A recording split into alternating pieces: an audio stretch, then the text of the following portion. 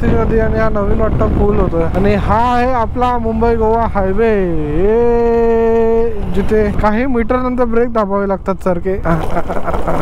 4 लेन हा रोड करणार आहेत. 4 लेन म्हणजे झालं काय बापरे. तर तुम्हाला अपडेट देतो. आपण निघून आताशी 70 किलोमीटर झालेत आणि गुर्रम 1 नंबर चालले. सकाळी आपलं हे झालेलं तर आपण सगळं टाईट वगैरे करून घेतलं, मिरर्स वगैरे हलत होते आणि तुम्ही बघू शकता तिकडे घाटामध्ये काम चालू आहे. कसलं काम चालू आहे काय माहिती, नका डोंगर खोदून काढलं आणि आता वन वे चालू होईल तर ओव्हरटेक आपल्याला बघून करावं लागेल. कसला गेला.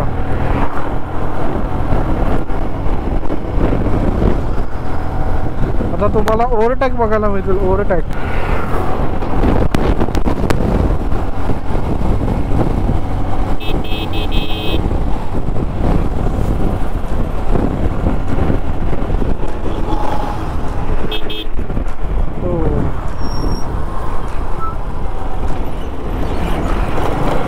डोंट प्ले विथ लालपरी, ती पडेल तुमच्यावर भारी. त्यामुळे आपण 30 फुटाचं अंतर ठेवून गाडी चालवूया लालपरी पासून.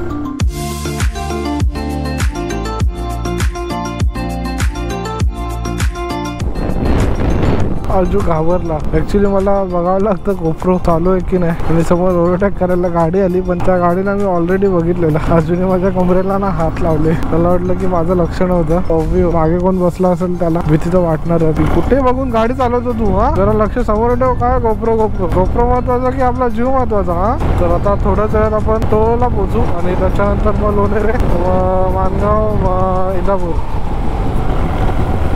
असे रमलर्स परवडतात. पण बरेच तर मोठे स्पीड ब्रेकर आले ना, गाडीला झटका लागतो एकदम मजबूत. डोंगर बघा.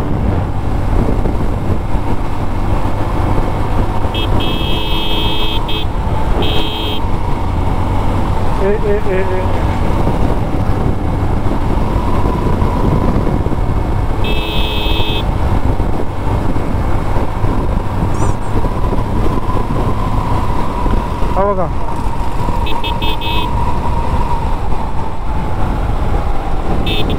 हा रोड गेला ना माझ्या मागे, हा इथून दिसत असेल. तिथून मुंबईवरून दापोली जाताना इथून घुसतात सगळीजण. महाडवरून एवढं कोण जात नाही आतून, डायरेक्ट इथून घुसतात आणि डायरेक्ट लाटून फाटायला तिकडे जातात. म्हणजे शॉर्टकट आहे असं म्हणू शकतो. टाकू काय? नको नको नको, इथूनच टाकतो. उगाच रिस्क कशाला. टोल आलो वाटतं.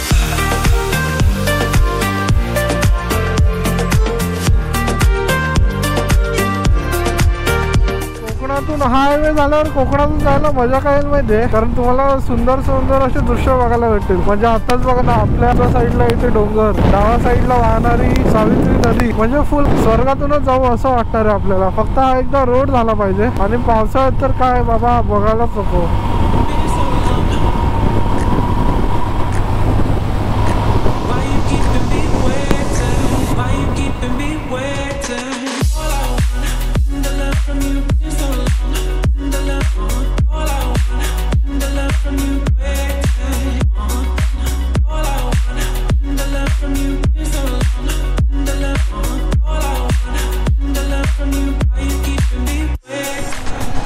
असा तुम्हाला सुसाट रोड भेटेल मुंबई गोवाला. होईल हा रोड. धमाल आली गाडी चालवायला. सौरभ पुढे आहे माझ्या. हायवे होईपर्यंत तुम्हाला असं लक्ष देऊन चालवावं लागेल, कारण सुसाट रोड असला तरी मध्ये जसे खतरनाक वाले पॅच येतात, ते पॅच तुम्हाला कॅच करतील आणि कॅच केल्यावर बरोबर मॅच करतील हॉस्पिटलमध्ये. त्यामुळे संभावून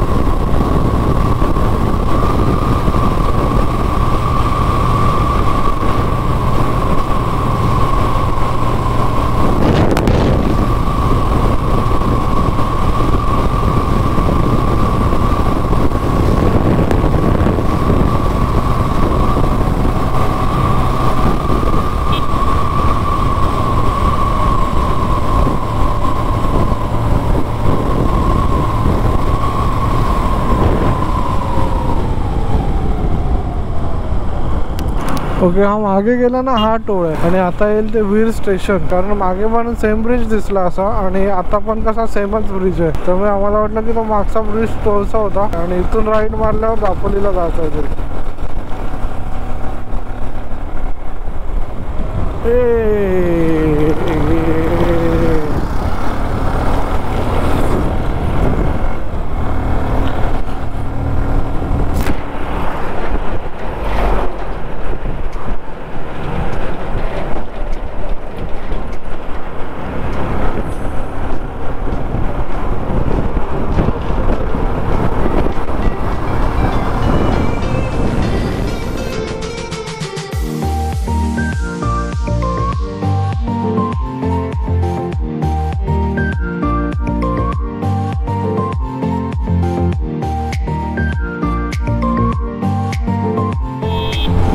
मित्रांनो पोचलोय लोणेरे फाटा.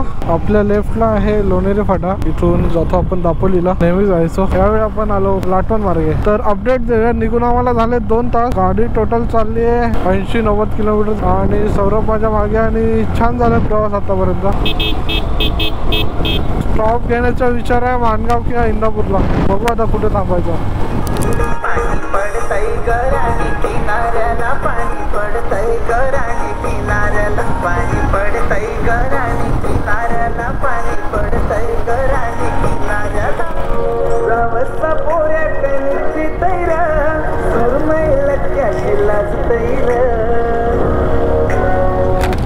कोकण रेल्वेचा ब्रिज आणि हा ब्रिज आला म्हणजे आपण पोहोचलो आता माणगावला.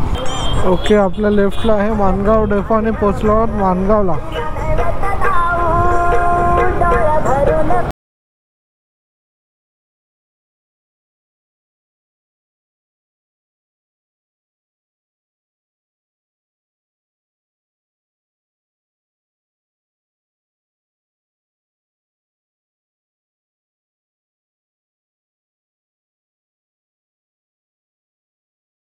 आणि आता इंदापूरला पोहोचू आणि आपल्या समोर आहे पनवेलची लालपरी आणि तिला आपण करतो आहोत ओव्हरटेक. ओके, हो चला आपल्या लेनला या. आणि ते डायव्हर्जन बरं झालेत की आता डायव्हर्जनच्या इथे पण आणि पॅच होते खराब ते भरून काढले. हे आता तरी देणार रे. थांबूया. इंदापूर आला, इंदापूर. चल बघूया. पप्पी दे पप्पी दे पप्पी दे पप्पी दे पप्पी दे पप्पी दे पप्पी दे पप्पी दे पप्पी दे पप्पी दे पप्पी दे पारूला. हाय पप्पी दे पप्पी दे पप्पी दे पप्पी दे पारूला. प्रेम वेडीला या प्रेम वेडीला या प्रेम वेडीला. ओके, तर मित्रांनो पोचलो आहोत इंदापूर. पण पुढे थांबूया कुठेतरी. थांबूया इथे काय करूया? हा सुसू काय बोलतो? पुढे ढाब्यावर थांबूया काय कुठेतरी? हा पुढे असेल ना भेटेल तिकडे थांबूया ना. मग चल पुढेच जाऊया, सुसू करूया आणि मग पुढे जेवायला थांबूया कुठेतरी. अगोदर सुसूला थांबूया. पनवेल 87 कोलाड 12. हे निघाला का तू कमाला. लास्ट टाइम एक बसवाला राहिले इथे घुसता होता तरी नशीब बघितला आणि तो लगेच इथे व्हायला, नाही तर सरळ गेला असता.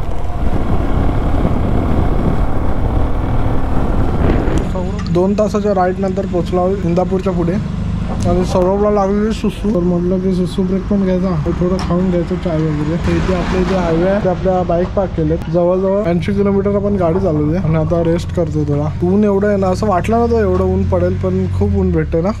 सोडलं थंडी आहे तर एवढं काही ऊन नाही भेटणार. वातावरण थोडं दमट असेल पण तसं नाहीये, खूप कडक ऊन आहे. बरं झालं ते जाडवालं जॅकेट नाही घातलं मी. इकडे अज्जू, इथे सौरभ आणि इथे मी. वडापाव पण मस्त झाला. तिथे काकांचा छोटासा ढाबा आहे. तर जर सिंगापूर सोडला 2-3 किलोमीटर काकांचा ढाबा लागतो. पुढची स्टोरी मी तुम्हाला बाईकवर सांगेन, पण खूप छान अशी टेस्ट होते आणि तुम्हाला इथे गरज होऊन भेटेल. आणि काकांकडून सगळं एकदम गरमागरम भेटतं सगळं. काका नाव काय तुमचं? कानाडे. कानाडे का? इथं साई ऑटो गॅरेजच्या. साई ऑटो गॅरेजच्या इथे. अच्छा अच्छा, छान टेस्ट होती, आवडली आम्हाला ना. कसं वाटलं तुला टेस्ट वगैरे? म्हणजे तुम्हाला असं बघून वाटणार नाही पण खरंच मस्त होतं. चला का चला. माझ्यावर दया ठेवा. हा हा हो बस का होईल सगळं ठीक. चला जरा ॲडव्हर्टाईज करा तुमच्या माणसांपासून. हो हो हो नक्की नक्की. चला येतो पुन्हा. तर आपण आलेलो इथे 1:45 आणि आता वाजता 1:30 म्हणजे जवळजवळ पाऊण तास गेला. आणि आता आपण सोडतो इंदापूर सोडलं म्हणजे नाश्ता करून थोडं चाय पाण्याचा ब्रेक सोडून निघतो आता पुढे.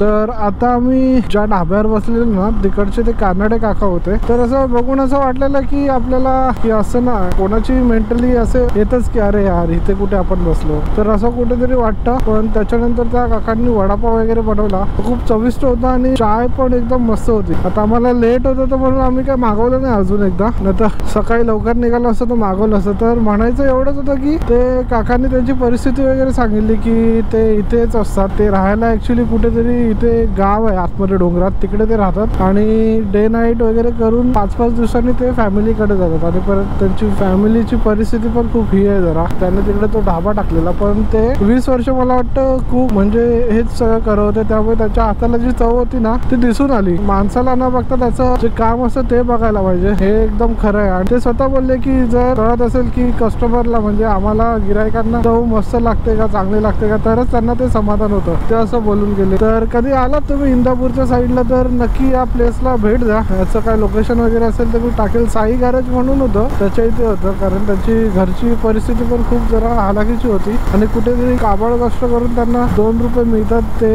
चांगलं आहे. तर नक्की भेट द्या आणि बघा मला जमतंय तसं या आणि एक छोटी मदत का होईना त्यांना करा. तर आता इंदापूर सोडलंय आणि खरंच म्हणजे ते एक लाईन बोलले ना जर समोरच्याला त्या कलाकाराची कला आवडली ना तर त्याच्यात समाधान असतं पैशांपेक्षा आणि तेच सुख महत्वाचं असतं. तर असंच काहीतरी त्या काकांचं होतं. ते मला म्हणालेले की पैसे किती पण होते तुम्हाला वडापाव आवडला की नाही आणि चाय आवडला की नाही ते सांगावं होतं. तर खरंच खूप छान होता वडापाव. तर कधी आलात तर या इंदापूर जसं तुम्ही सोडता ना आणि त्याच्यानंतर 2-3 किलोमीटरवर साई गॅरेज म्हणून आहे तिकडे तुम्हाला भेटतील. आणि आता आपण आपल्या पुढच्या प्रवासाला सुरू करूया. आता कोलाड लागेल नागोठणे लागेल ते खिंड लागेल वाकण लागेल आणि मग वडखळेल.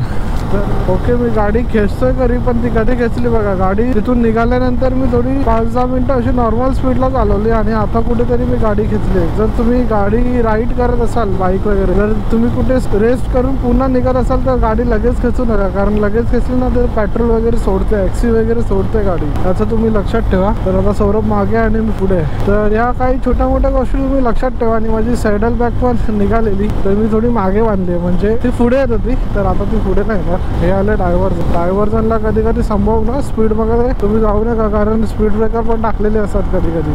अरे कोलाटला पण आलो बोलता बोलता आपण. वा तर खिंडीजवळ पोहोचलो. आता चालू होईल खिंड. ही खिंड जायची ना जेव्हा पण आम्ही लहानपणी यायचो एसटीने गावी ही खिंड जायची तर असं वाटायचं आता आपण कुठेतरी गावी आलो. आणि जेव्हा गोरेगाववरून आम्ही राईट मारायचो ना तेव्हा असं वाटायचं पोहोचलो आता आम्ही गावी पोहोचलो. आणि ती लहानपणीची जी एक्साइटमेंट होती ना जी गावी पोहोचायची ती एकदम भारी होती. तेव्हा ना मी सौरभ म्हणजे सगळे असे फॅमिली जेवढे आहेत ना माझे कझिन्स वगैरे तर आम्ही लहानपणीने असे मागोमाग जायचो. म्हणजे सुट्ट्या पडल्या आम्हाला मे महिन्यातला की चला 2 महिने मग गावीच जायचो आम्ही. असं सगळे बुकिंग वगैरे करायचं आणि कधी ठरलं तर मग अशी मोठी बुलेरो वगैरे अशा गाड्या करून मग सगळे फॅमिली एकत्र जायचो. तेव्हा आम्ही लहान असताना कोंबून भरायचे आम्हाला आणि मग गावी जायचो आम्ही. तर ही ती खिंड आहे. खूप वर्षापासून याचं काम चालू होतं आणि फायनली तो रोड पण त्यांनी तयार केलाय आणि खूप वरती काढलाय रोड. काम चालू होतं तेव्हा खूप खाली होता रोड आणि आता खूप वरती घेतलाय. आणि समोर हा विस्तीर्ण पसरलेला असा डोंगर काय भारी वाटतं. असं त्याच्याकडे बघत राहिलं की असं वाटतं चक्करच येईल आता मला. एडिटिंग मध्ये एक डॉलिझम इफेक्ट आहे असं वाटतं तोच मारला की आहे. तसा पुढे जातो आणि तो असा मागे मागे जातो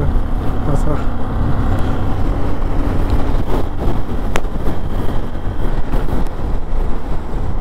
डायव्हर्जन आहे का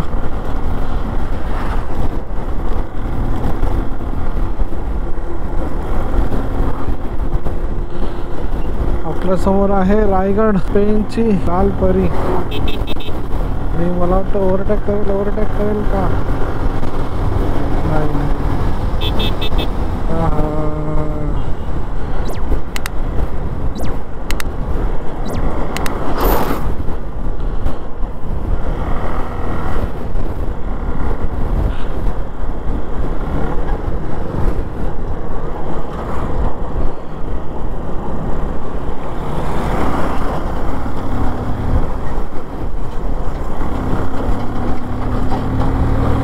ओके, तर आता वडखाला बसू काही वेळातच. नागोटने सोडलंय आणि दापोली पासून जवळजवळ आम्ही कव्हर केलंय 120-130 किलोमीटर. आळस यायला लागला. झोप तर येत नाही पण जांभया येत आहेत. तिकडे तुम्हाला वडखळचे कारखाने दिसत असतील. म्हणजे जवळजवळ आम्ही 40 मिनिटात आलोय इंदापूर वरून वडखळला. सालिंदे आणि वरती छत्रपती शिवाजी महाराजांचा फ्लॅग होता. हे बरं आहे की इकडचे रोड्स आहेत ते एवढे सरळ असले तरी थोडे कर्व्स वगैरे असतात. तर कर्नाटक वगैरे तुम्ही जाल तर इकडचे काही रोड्स एवढे सरळ आहेत की झोप यायला लागतं. खेचून खेचून गाडी किती खेचली. म्हणजे मी खूप व्हिडिओज अशा बघितल्या. इकडचे रोड कसे सरळ असले तरी कुठे ना कुठे कर्व येतो किंवा खड्डा वगैरे येतो, त्यामुळे आपली झोप उडते. गाडी जवळजवळ 80-70 जाते ॲव्हरेज. आणि ॲव्हरेज पण खूप छान दिलं आहे आपल्या गुरमने. आपल्या उजव्या साईडला तुम्हाला दिसेल कोकणची शान कोकण रेल्वे. मस्त वाटते. आपण लास्ट टाइमच केलेला कोकण रेल्वेने प्रवास नेत्रावतीने. बघा वडखळचं फॅक्टरी आलं की समजायचं वडखळ आलं. काय भारी दिसतंय कोकण रेल्वे. अरे इथून कुठे घुसतोय वेड्या. अरे अरे काय करतायत का ही लोक. कशासाठी पेन असं कोण घुसतं. आय थिंक ब्रिज हा अजून तिथून वाट नसेल त्यामुळे इथून घुसले असेल बरोबरच. इथे सौरभ पण फुल कॉन्स्टंट चालवतो बाईक. खार ढोंबी मगाशी आपण कुर्ला बघितलेलं महाडच्या अगोदर आणि आताही बघितलं वडखळच्या अगोदर खार ढोंबी. अशी वेगवेगळी नावं वगैरे आपल्याला ऐकायला भेटतात. खार ढोंबी, कुर्ला, नातोंडी, करंजाडी. आता आपल्याला एकदा ना गोवा मारायचे. गोवा, महाबळेश्वर. म्हणजे कसं आपल्याला महाड खेडच्या पुढचे पण रोड्स आपल्याला कव्हर करता येतील. लवकरच आपण ते करू फेब्रुवारीमध्ये. कसला स्पीड ब्रेकर आला. स्पीड ब्रेकर नव्हताच, घाबरलो मी तर. Wadkhal is here.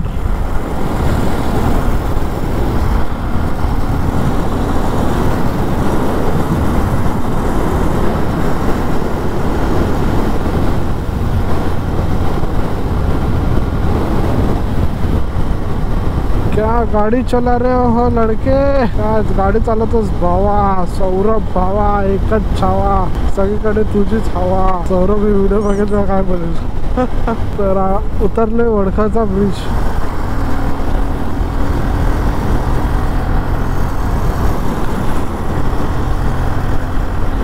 तू मोहब्बत है तू इनायत है तू तुझसे मैं हूँ. तू मेरी आदत है तू मेरी चाहत है तू तुझसे मैं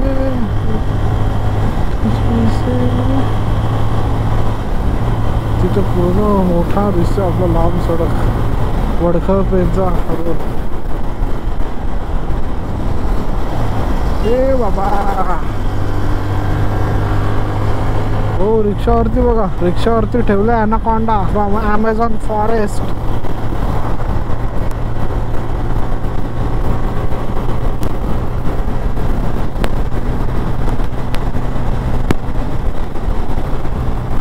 साजिरी गोजिरी जोडी आहे ही जवळ नाकात.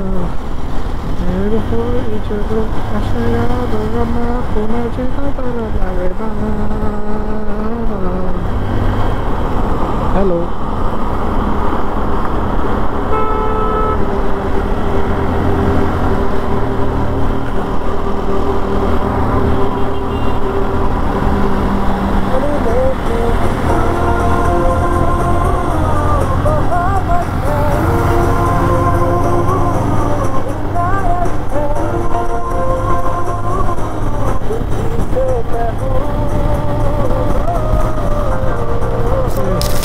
मित्रांनो, आता आपण पोहोचू कर्नाळ्याला आणि आपल्या समोरच थोडा क्रॉस उजव्या साईडला दिसतोय कर्नाळ्याचा एक मोठाचा डोंगर. म्हणजे आता आपण कर्नाळा पोहोचलो म्हणजे काय, आता आपण पनवेलला पण पोहोचू.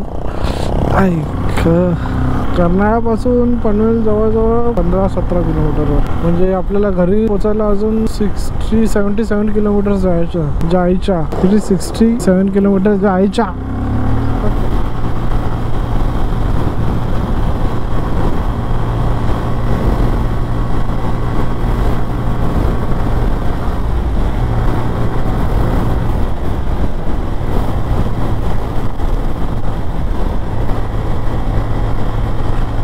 हे कर्नाळाचा घाट, या कर्नाळाचा रोड पण तुम्ही बोलू शकता.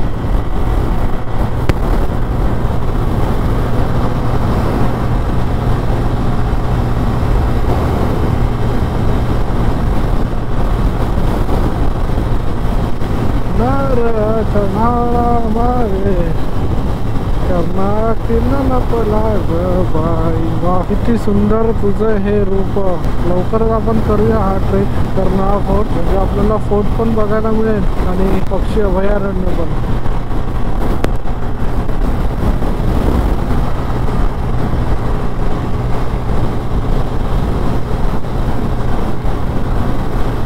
स्पीड ब्रेकर असेल वाटलेलं, तेच बोललो अजून एक स्पीड ब्रेकर टाकलेला दिसलं कसं नाही. चला ओके, तुम्ही कर्नाळावरून जात असाल ना तर कॉर्नरने जाऊ नका, कारण कॉर्नरने जात असाल ना तर बघा माकडांची विल्ल वगैरे इथे अशी बसलेली असतात. ते क्रॉस करताना किंवा कॉर्नरने तुम्ही जाल तर त्यांना धक्का वगैरे लागू शकतो. ऐकत बापरे कशा टाकलेला हा. पण ॲक्च्युली यांनी चांगलं केलं, जसं की माकडांसाठी इथे ब्रिज पण बांधला गेला आहे बघा. हा वांदरांसाठी किंवा माकडांसाठी हा ब्रिज बांधला गेला आहे. ओके, सौरभ आहे मागेच आणि कर्नाळ्याचा एक बोटाचा डोंगर आपण पद्धतशीरपणे पार केलेला आहे आणि आता पनवेलला पोचू आपण. काय आलं बहुत दुखला. सौरभची बॅक साईड गेली आहे. आता असं वाटतं थोडं उतरून स्ट्रेच करावं लागेल कुठेतरी.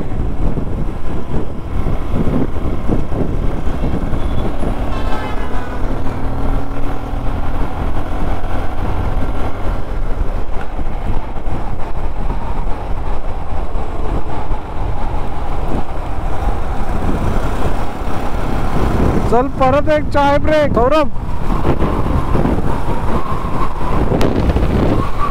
ओके, अजून एक चाय ब्रेक घेतो. धाबा दिसला तर थोडं अंग पण मोकळं करतो, कारण कंटिन्यू गाडी चालवली तर अंग असं पकडतं ना, वाट लागते. आपण भाईंदर पासून टोटल किती किलोमीटर गाडी चालवली माहिती आहे? 627 किलोमीटर. आणि अजून आपल्याला जवळजवळ 70 किलोमीटर जायचं. काकांनी बॅग किती रिस्की बांधली आहे बापरे.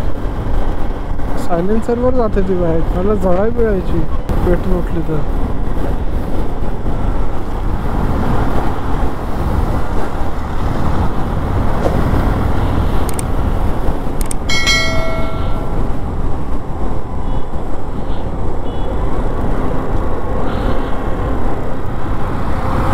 हे रेस्टॉरंट आहे.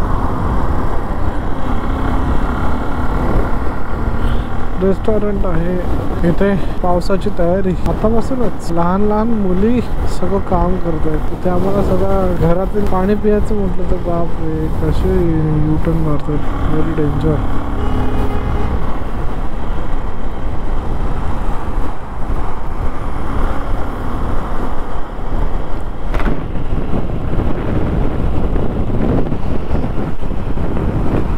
मला सांगू काय, सायलेन्सरवर अख्खी बॅग गेले. बॅग जर हे झाली ना तर जळेल ते सगळं.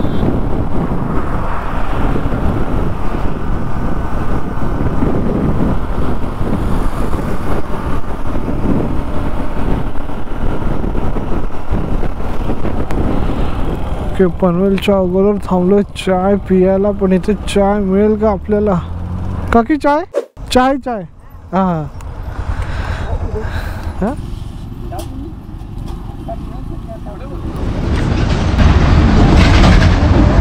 मित्रांनो पोचलो पळसे फाट्याच्या अगोदर. परत एकदा चाय आणि वडापाव ब्रेक घ्यायला थांबलोय. कुठेतरी गरज होती. अजून 70 किलोमीटर बाकी आहे मुंबई येईपर्यंत. आणि इथे आहे सौरभ, काजू, इथे आपल्या बाईक्स पार्क केले. समोर दिसतो तो कर्नाळ्याचा एक बोटाचा डोंगर. तर अजून 70 किलोमीटर जायचं आणि आता बस आता एवढंच असेल या ब्लॉकमध्ये. आता डायरेक्ट खाऊ वगैरे.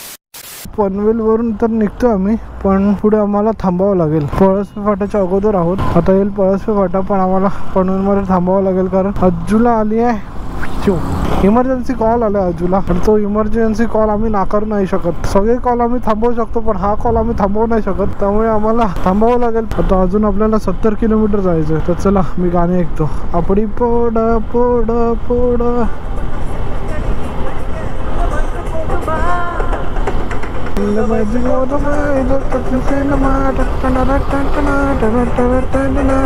ओके. अजूला झाले टॉयलेट, अजू गेलं टॉयलेटला आणि आपण गाडीत थोडं सावलीत लावूया. ऐक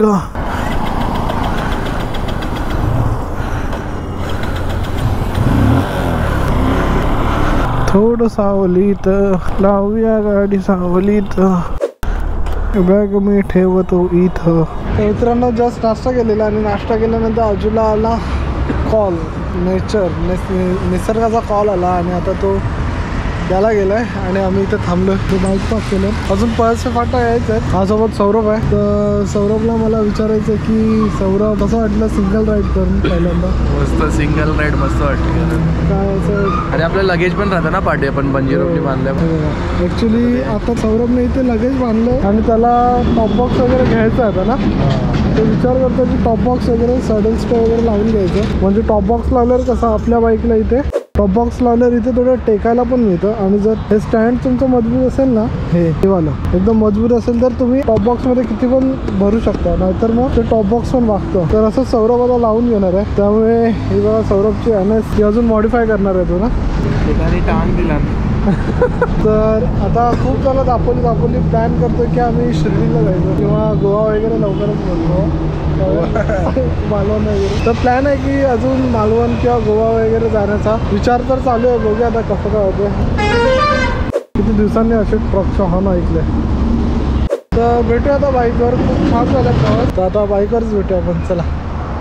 तर मित्रांनो पनवेलला पोहोचलोय आणि पनवेल सोडतो आता येईल तो पुणे मुंबई द्रुतगती मार्ग, म्हणजे पुणे मुंबई एक्सप्रेस. 2 रस्ते आहेत आपल्याला भाईंदरला जायला. एक म्हणजे सरळ जाऊ शकतो तो मुंब्रा वगैरे कळवा असं करत जाईल. मुंब्रा ती सगळी स्टेशन घेत. अरे यार खालून नको टाकायला, खालून का टाकली सौरभ? खालून नको टाकू, वरती घे, वरती घे. Okay okay okay okay. शाबाश. तर सरळ मुंब्रा मार्गे पण जाऊ शकतो आणि लेफ्ट मारून वाशी बेलापूर ठाणे करत जाऊ शकतो. तर आपण वाशीने जाणार आहे आणि वाशीला सौरभ जाणार मुंबई मार्गे आणि मी जाणार ठाणे मार्गे. आता मारायचा आहे लेफ्ट. हा जातो उरणला, आपल्या डाव्या साईडला रोड आहे तो.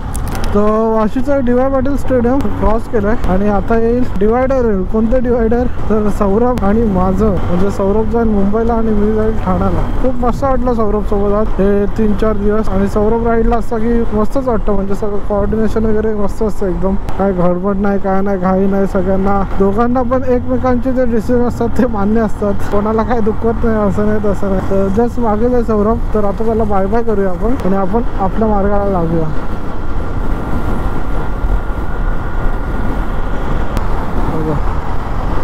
तर इथून आता लेफ्टला तो वाशीच्या इथून जाईल, सानपाडा वगैरे ते सगळं येतं. चल भेटूया. लव यू. फोन कर.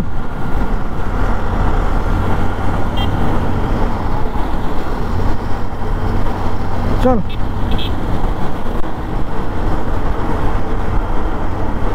तो सौरभ चालला आता त्याच्या इथे. मी जाणार ठाणे मार्गे. तो बघा. तर मस्त राईड होती, छान अशी राईड होती. सौरभ सोबत प्रतीक पण होता, म्हणजे भाऊजी पण होते आणि ताई पण होते आणि सगळं फॅमिली फंक्शन होतं आमचं. ते नीट व्यवस्थित पार पडलं आणि 2 दिवस आम्ही दापोलीत घालवले. तर मित्रांनो आता व्हिडिओची सांगता करण्याची वेळ आली. आता तेच नेहमीचे रोड असणार. आपण घोडबंदर मार्गे आता भाईंदरला जाणार आहोत, ठाणे घोडबंदर मार्गे. तर आपण या सिरीज मध्ये काय केलं, गेलो होतो गुहागर येथील पालचेत या निसर्गरम्य गावी, कारण फॅमिली फंक्शन होता. तर स्वराजच्या वाढदिवसाला गेलेलो. त्याने म्हटलं गाडी काढूया. तर सौरभ, मी बाकीचे ट्रेनने आले आले, बसने आले, गावी भेटले सगळे. त्याच्यानंतर आपण पालशेतला गेलो, तुम्ही बघितलं असाल दुसऱ्या भागात. आणि त्याच्यानंतर मग सोमवारी प्रतीक आणि बाय हे परत मुंबईला आले. आणि त्याच्यानंतर मी मंगळवारी निघणार होतो, पण मावशी वगैरे म्हणाली राहा जरा, आता आलायस तर लगेच कुठे जातोस म्हणून एक दिवस राहिलो. आणि आज आहे बुधवार, तर बुधवारी निघालो आपण. तसेच खूप दिवसांनी आज अंगणातील खेळ खेळलो आम्ही. अंगणात बसून नाश्ता केला, चाय पाणी केला. म्हणजे किती वर्ष हे सगळं अनुभवलंच नव्हतं मी फॅमिली सोबत. यावर्षी मस्त वेगळं अनुभवायला मिळालं. बिर्याणी पण खाल्ली आपण गौरवमावशीच्या हाताची, आणि गौरवमावशीच्या हाताची टेस्ट म्हणजे एक नंबर असते. तर असं सगळं मस्त दिवस गेले. 2 दिवस राहिलो, पण 2 दिवस 2 वर्षासारखे जगलो. तर मित्रांनो, तुम्हाला पण हे 4-5 एपिसोड आवडले असतील, हा ब्लॉग आवडला असेल आपला, तर लाईक करा, कमेंट करा, शेअर करा आपल्या जवळील मित्र परिवारांमध्ये. आणि नवीन असल्यास लाल कलरचं सबस्क्रायबरचं बटन दाबा, त्या बाजूची घंटी पण दाबा. घंटी वाजल्याने काय होईल की मी जी नवीन व्हिडिओ टाकेन त्याचं तुम्हाला नोटिफिकेशन येईल की हा बाबा स्वप्नीलने आज 4 महिन्यानंतर एक व्हिडिओ टाकली आहे, चला बघूया. तर भेटूया आता पुढच्या कोणत्या तरी एका नवीन ब्लॉगमध्ये. ट्रेक असेल, भटकंती असेल, बाईक राईड असेल, मोटर ब्लॉग असेल, काय असेल काय माहिती आता. तर चला बाय बाय, निरोप घेतो मी तुमचा double set with Swapnil. Bye.